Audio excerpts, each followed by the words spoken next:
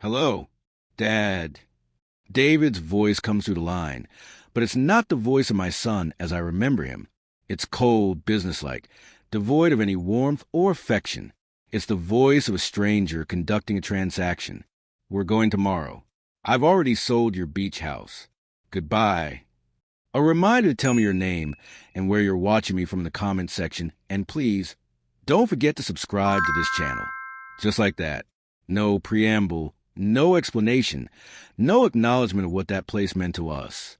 To me, the words hit me like a physical blow, stealing the breath from my lungs. I feel my chest tighten, that familiar pressure that my cardiologist has warned me about. After everything we've been through, after all the sacrifices Margaret and I made to give him the life he had, this is how he treats me? This is what our relationship has become?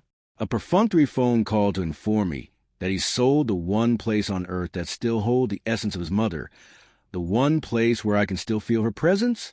But I don't let the anger take over. I've learned something about control in my years on this earth, something about the power of patience. I take a deep breath, slow and measured, feeling my heart rate settle, feeling that cold clarity wash over me like a wave. The same clarity I felt in the boardroom all those years ago, the same calm that helped me build everything I built. Because here's the thing, I know something David doesn't know. Something that's about to turn his entire world upside down. But there's one thing you miss, son.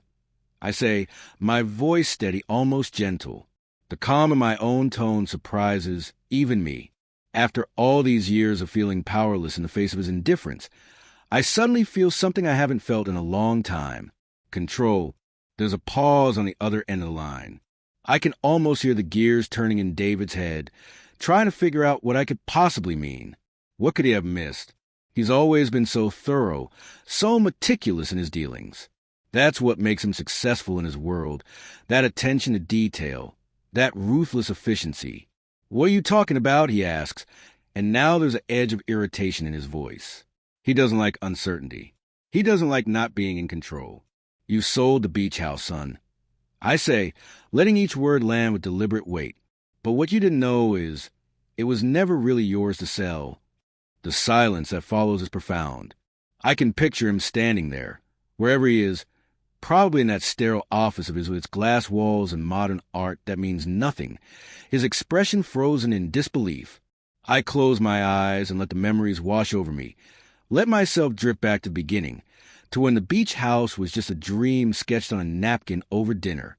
Margaret and we worked so hard for that house. I can still remember the day we first saw it. A run-down shack, really, with peeling paint and a sagging porch, but positioned perfectly on that stretch of beach with a view that took your breath away. She squeezed my hand so tight it hurt, and when I looked at her, there were tears in her eyes. "This is it," she whispered. "This is where we'll make our memories." And God, we did. We poured everything we had into that place. Not just money, but sweat and love and hope. Every weekend for 2 years, we drove down there to work on it, turning that shack into something beautiful, something that was ours. But what David doesn't know, what he's never known, is that the beach house was never just a piece of property. It was our sanctuary, yes, but it was also our insurance policy, our backup plan. Margaret was always a smart one, always thinking ahead. "We need to protect this," she told me one night as we sat on that newly built deck, watching the sunset paint the sky in shades of orange and pink. "Not just for us, but for the future. We need to make sure it stays in the family, but we need to do it right." So we did it right. We set up a trust, had the lawyers draft documents that were airtight, ironclad. The beach house was legally mine, held in a trust that David knew nothing about. He thought, because I let him think, that it would simply pass to him when I was gone, that it was his inheritance waiting to happen. But the reality was far more complicated than that. The house was protected, shielded by layers of legal safeguards that I put in place precisely for a moment like this. Because even then, even when David was still young, and I want to believe the best of him, Margaret saw the signs. She saw how he was changing, how the values we tried to instill in him were being eroded by ambition and greed. "Tell me what you mean," David says now, his voice tight with barely controlled anger. "You're not making sense, Dad." Oh, I'm making perfect sense, I reply, and I can't help the slight smile that curves my lips. The papers you signed, the sale you arranged, they're worthless, son. You sold a property you had no legal right to sell. The house has always been held in a revocable living trust, with me as the trustee and beneficiary. You never had ownership. You never had the authority. I can hear his breathing change, becoming faster, shallower. The panic is setting in now. The realization that he's made a colossal mistake, that his careful plan, his calculated moves, have all been built on a foundation of sand. That's impossible, he says, but there's no conviction in his voice. Just doubt. Just fear. I had the deed. I had everything verified. You had a copy of an old deed. I tell him, from before the trust was established. The real deed, the legal deed, has been in the hands of my attorney for the past 15 years. Ever since your mother and I decided we needed to protect what we'd built from exactly this kind of situation. The memories keep flooding back, unstoppable now. I remember the day David first started talking about the beach house in terms of its market value, its potential sale price. He was maybe 25, fresh out of business school, full of ideas about maximizing assets and leveraging equity. Margaret cried that night after he left. "We're losing him," she said, her voice breaking. "We're losing our son to this hunger for money and status." I held her and told her it was just a phase, that he'd grow out of it. But she knew better. She always knew better. "You can't do this," David says now, and there's a desperation in his voice that I've never heard before. "I've already signed contracts. There's a buyer. They put down a deposit. Then I suggest you call your lawyer," I say calmly, "because you're going to need one. When the buyer discovers you sold them a property you didn't own, they're going to want their money back, and probably damages on top of that. Fraud is a serious thing, David, even when it's unintentional." "This is insane," he shouts, and now the mask is completely off. Now I'm hearing the real David, the one who's so used to getting his way that he can't handle opposition. "Why would you do this? Why wouldn't you tell me?" "Because I wanted to see what kind of man you become," I say, quietly. "I wanted to believe that you'd do the right thing, that you'd value family and memories over profit. But you show me exactly who you are. Son, you called me up, gave me less than 24 hours' notice, and told me you'd sold the one place on earth that still holds your mother's spirit. You didn't ask. You didn't discuss. You just decided because you thought you could, because you thought I was just some old man who didn't matter anymore. The silence on the other end is different now. Heavier, weighted with realization. I continue, my voice growing stronger. "Do you remember the summer you turned 10? You've been begging for a dog, and your mother finally gave in. We got you that golden retriever puppy, the one you named Buddy. Do you remember what happened?" "Dad, I don't see what—" "Answer the question, David." A pause. "We had him for about 6 months. We had him for exactly 5 months and 13 days. I correct him. And then you got bored.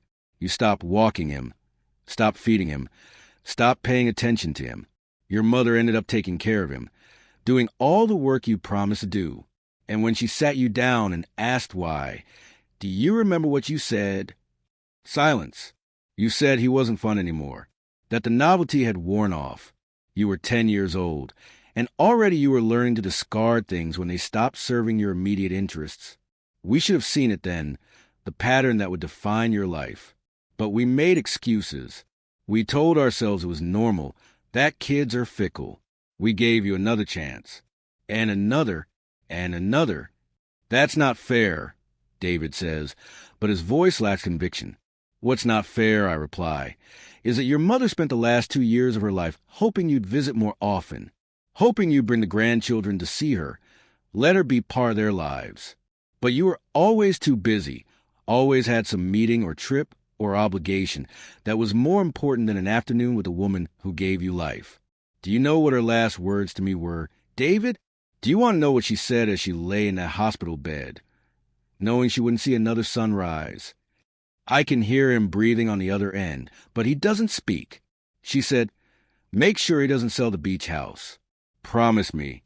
That's where we were happiest, where we were a real family. Don't let him turn it into just another transaction. So I promised her.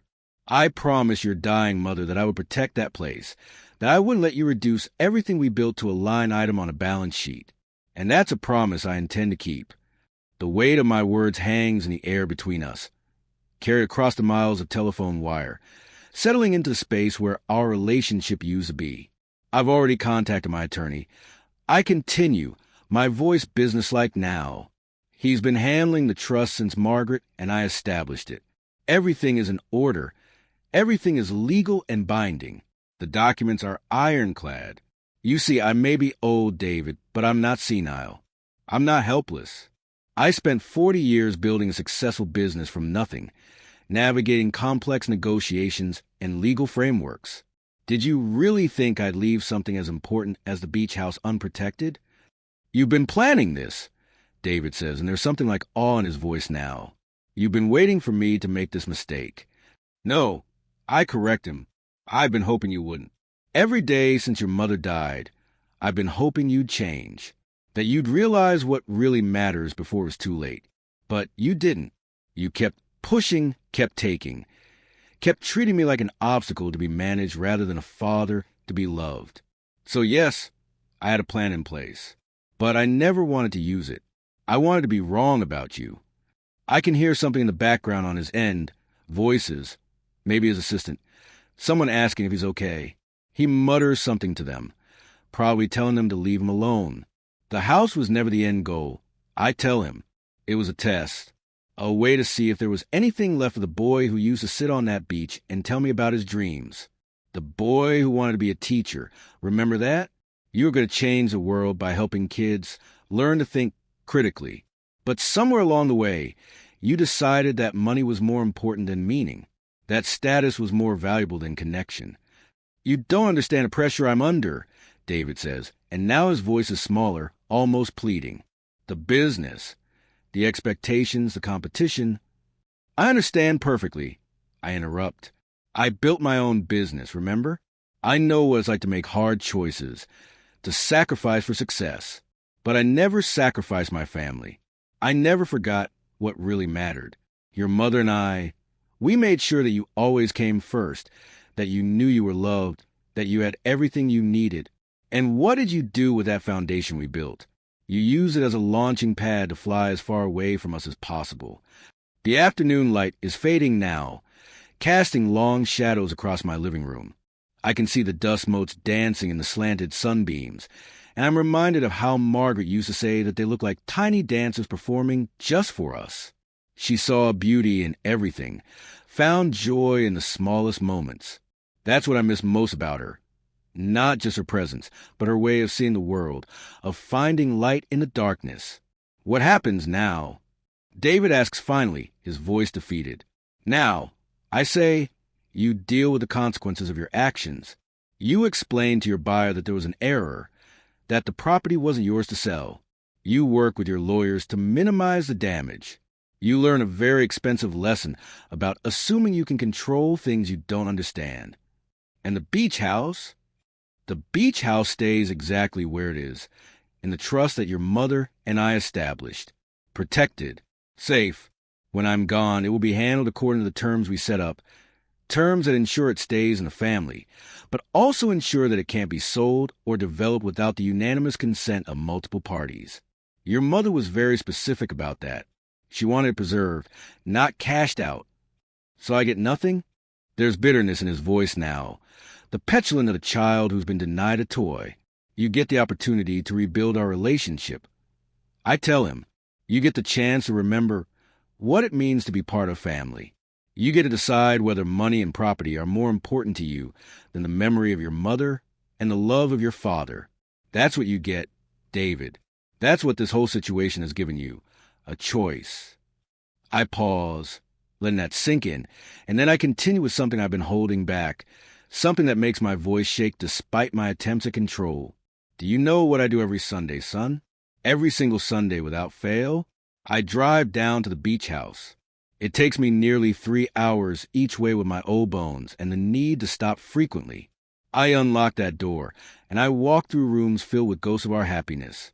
I sit on the deck where your mother and I watched countless sunsets. I walked the beach where you learned to swim, where we built bonfires and roasted marshmallows and told stories until the stars came out. And I cried, David. I sit there, and I cry for what we had and what we've lost. Not the house. The house is just wood and nails. I cry for us, for the family we used to be. My voice breaks on the last word, and I have to stop, have to swallow hard against emotion threatening to overwhelm me. I'm 68 years old, facing my own mortality, dealing with health issues that grow more serious by the month, and I'm alone. Completely. Utterly alone in a way that has nothing to do with physical proximity, and everything to do with the chasm that's opened up between my son and me. Dad, David starts, but I cut him off. I'm not finished. You need to hear this. You need to understand what you've done, what you've been doing for years now. When your mother was sick, really sick in those final months, she made me promise something else.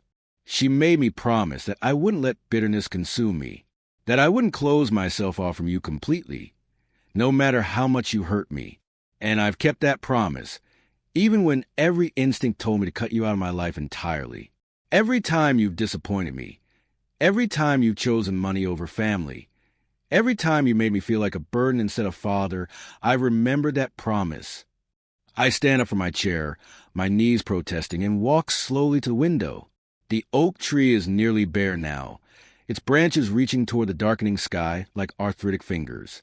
But here's what you need to understand, son. That promise doesn't mean I have to let you destroy what your mother and I built. It doesn't mean I have to stand by while you reduce our life's work to dollar signs and market value. It means I have to give you chances. It means I have to leave the door open.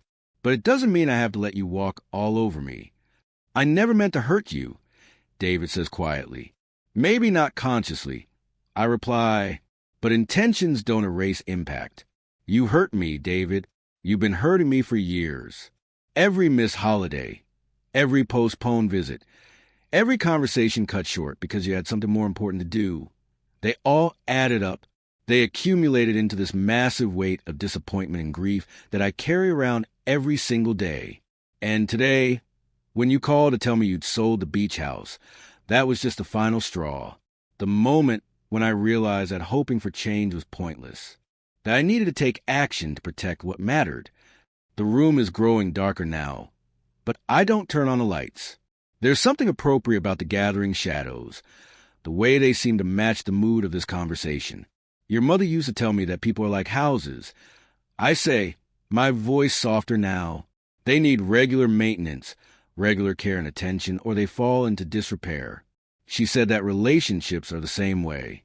You can't just build them once and expect them to stand forever without any effort. You have to keep working on them. Keep reinforcing the foundation. Keep fixing the small problems before they become big ones. But you stop doing the maintenance, David. You stop putting in the work. And now we're left with something that's barely standing, held together by my memories and my stubborn refusal to let it collapse completely. I can fix this, David says, and there's an urgency in his voice now. I can make this right. Can you? I ask. Can you really? Because this isn't about the beach house anymore. This is about years of neglect, years of taking for granted that I would always be here, always be available, always be willing to forgive. You sold my house without asking, David. My house. The place where your mother's ashes are scattered in the garden, where her presence is still so strong I can almost hear her laughter on the wind.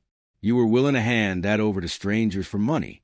So tell me, how do you fix that? How do you undo that level of disrespect? Silence. Long and painful. I'm sorry, he finally whispers. I'm so sorry, Dad. And here's the thing. I believe him. In this moment, hearing the crack in his voice, the genuine remorse bleeding through, I believe that he's sorry. But I also know that sorry isn't enough. Sorry is just a word, and words without actions are meaningless. I know you are, I tell him. And that's something, I suppose. It's more than I expected when you called. But being sorry doesn't fix the damage. It doesn't undo the sale you tried to make. It doesn't bring back the years we've lost. It's just where we start from, if we're going to start at all. I return to my chair, easing myself down with a grunt. My tea has gone cold, but I don't bother to make more. I'm tired. Suddenly, bone-deep tired in a way that has nothing to do with physical exhaustion. The legal papers are all in order. I continue, my voice steady again. My attorney has everything he needs to prove that the sale is invalid. The trust documents, the deed transfers, the notarized statements. It's all there, all legitimate, all binding. You walked into a trap that I set not out of malice, but out of necessity, because I needed to have proof of what you become. And now I have it. What do you want from me? David asks, and he sounds lost, adrift in a situation he can't control. What do I want? I repeat, and I have to think about that for a moment. What do I want from the son who's broken my heart so many times? What can I possibly ask for that would make any of this better? I want the impossible, David. I want to turn back time. I want your mother back. I want the little boy who used to climb into my lap and ask me to read him stories. I want the teenager who still thought I was worth listening to. I want a son who sees me as more than an inconvenient reminder of obligations and responsibilities. I pause, letting out a long breath. But since I can't have any of that, I want you to understand what you've done. Really understand it. Not just intellectually, but in your heart. I want you to feel what I felt, watching my only child drift further and further away. I want you to know what it's like to love someone so much it hurts, and have that love go unreciprocated.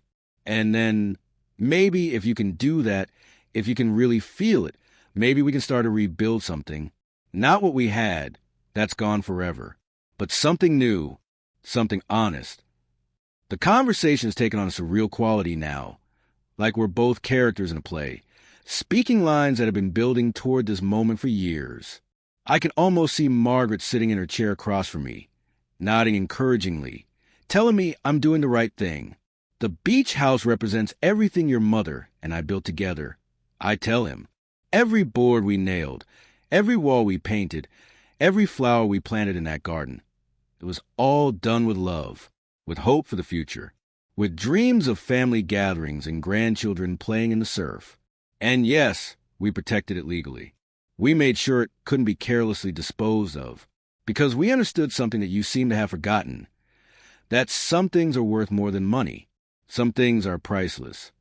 I understand that now, David says. I swear I do. Do you? Or do you just understand that you made a mistake? That you got caught? There's a difference, son. A big difference. Understanding the value of something means you protect it, cherish it, fight for it. It means you put it above personal gain. And I haven't seen you do that for anything that doesn't directly benefit you in years. The harshness of my words surprises even me, but they need to be said. This is a conversation we should have had years ago, before things got this bad, before the distance between us became so vast that I can barely see him across it. Every decision your mother and I made was strategic. I continue. The trust wasn't just about protecting the property. It was about protecting you from yourself, from this tendency you have to monetize everything, to see the world in terms of assets and liabilities rather than relationships and memories. We knew, even before she got sick, that this day might come, that you might try to liquidate what we'd built without, understanding what you were really selling. I pick up the cold tea, looking at its murky surface, seeing my reflection distorted in the liquid. You want to know something funny? Your mother made me practice this conversation. She was lying in that hospital bed, hooked up to machines, and she made me practice what I would say to you if you ever tried to sell the house. She wrote down key points on a notepad, made me memorize them. Tell him it's not about the house, she said. Tell him it's about remembering who he is, where he comes from. She died holding that notepad, David. It's in my desk drawer right now, with her handwriting getting fainter as she got weaker, but every word still legible, every word still true. I can hear him crying now, soft sobs that he's trying to muffle. Good. Let him cry. Let him feel something real for once, something that can't be quantified or balanced on a spreadsheet. The plan I set in motion wasn't about revenge. I tell him, my voice gentler now. It was about protection. about making sure that no matter what happened, no matter how far you drifted, there would still be something solid tying you to your roots. The beach house will be there long after I'm gone, David. It will be there when you're my age, when you're looking back on your life and wondering if you made the right choices. And maybe then, maybe when you're older and lonelier than you can imagine right now, you'll understand why your mother and I fought so hard to preserve it. The darkness outside is complete now. I can see the streetlights flickering on, one by one, like tiny beacons in the night. Inside this house, in this moment, I feel more clear-headed than I have in months. Years, perhaps. So here's what happens next. I say, my voice firm with decision. You deal with the fallout from your attempted sale. You explain to whoever you sold the house to that there was an error, that the property is held in trust and cannot be sold. You face the legal consequences. Pay whatever damages you owe. You do all of that without asking me for help, without expecting me to bail you out. You're a grown man, David. It's time you started acting like one. And then, if you're serious about making amends, about rebuilding our relationship, you come to the beach house. Not to value it, not to plan for its eventual disposition, but to remember, to spend time in the place where you were happy, where we were a family. You bring your wife and your children, my grandchildren who I barely know, and you let them see what you came from. You let them experience what it means to be part of something bigger than themselves. I can do that, David says quickly. I will do that. I'm not finished. I tell him, you come to the beach house, and you work on it. There's maintenance that needs doing, repairs that I can't handle anymore. You get your hands dirty.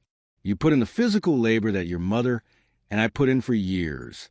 You earn your place there, David. You don't just inherit it or assume ownership. You earn it by showing you understand what it means, what it represents. I can almost feel Margaret's approval, her invisible hand on my shoulder, squeezing gently. And most importantly, I continue. You spend time with me, real time, not obligatory phone calls or quick visits squeezed between business meetings. You sit with me on that deck, and you listen while I tell you stories about your mother, about the life we built, about the dreams we had for you. You listen, really listen, and maybe you learn something about what it means to be part of family. The silence that follows is different from the earlier ones. This one feels thoughtful, considered. I'll do all of it, David finally says.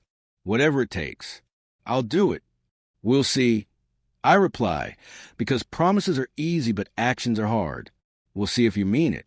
We'll see if you can follow through. Because I've heard promises from you before, son, and I've watched them evaporate like morning mist when something more interesting or profitable came along. This is different, he insists. Is it? Prove it. Don't tell me. Show me. Actions, David. That's all that matters now. Not words, not promises, not good intentions. Actions. I lean back in my chair, suddenly aware of how exhausted I am. This conversation has taken everything I have, drained me in ways I didn't anticipate. But it was necessary. Overdue, really. The papers are all filed, I tell him. The lawyers know what to do. The house is protected, and it will remain protected. Your mother's wishes will be honored, her legacy preserved. You tried to sell what wasn't yours, and you failed. Not because I'm cruel or vindictive, but because I love you enough to stop you from making the biggest mistake of your life. I know that now, David says quietly. Do you? Or are you just saying what you think I want to hear? Time will tell, I suppose. Time always tells. I look around my living room, at the photographs of happier times, at the mementos of a life well lived. Margaret smiles at me from our wedding photo, young and beautiful and full of hope. If she were here now, what would she say? Would she think I'd been too harsh? Too lenient? Just right? Your mother believed in second chances, I tell David. Sometimes third and fourth chances, too.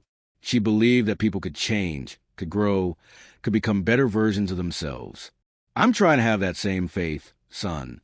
I'm trying to believe that this wake-up call will actually wake you up, that you'll see what you've been doing to yourself and to us. But faith is hard when it's been tested as many times as mine has. I won't let you down again, David promises. That's what you said when you missed her funeral service to close a business deal. I remind him gently. That's what you said when you forgot my birthday 3 years in a row. That's what you've been saying in one form or another for longer than I care to remember. So forgive me if I wait to see the evidence before I celebrate your transformation. The words sound harsh even to my ears, but they're true. They need to be said. I understand, David whispers. I hope you do. I reply, I really genuinely hope you do. Because I'm running out of time, David. The doctors are polite about it, but I can read between the lines. I've got years, maybe if I'm lucky, and I don't want to spend whatever time I have left hoping for change that never comes. I want to either rebuild our relationship or accept that it's broken beyond repair and find peace with that. But I can't stay in this limbo anymore, this state of perpetual disappointment. I stand again, this time moving to turn on a lamp. The sudden light makes me blink, makes the room seem smaller somehow. So here's my final word on this. I say, and my voice carries the weight of all my years, all my experiences, all my love and hurt and hope. The house you tried to sell, my beach house, your mother's memorial, our family's heart, it's mine. It's always been mine. The legal documents prove it, and nothing you sign or sell or promise can change that. You made a mistake, a serious one, and now you have to live with the consequences. I understand. But more than that, I continue. You've been given a gift, a chance to see clearly what really matters. Most people don't get that kind of wake-up call, that moment of absolute clarity when they're forced to confront what they become. You've been given that moment, David. The question is, what will you do with it? I move back to my chair, settling in with a sigh. You sold my beach house for a price. I tell him, my voice carrying years of accumulated wisdom and pain. But you lost something far more valuable in the process. You lost trust. You lost respect. You lost the easy relationship we might have had if you just asked, just communicated, just treated me like a father instead of an obstacle. What you thought was gone, the house, the property, the asset, was never really yours to begin with. It was always protected, always safe, always beyond your reach.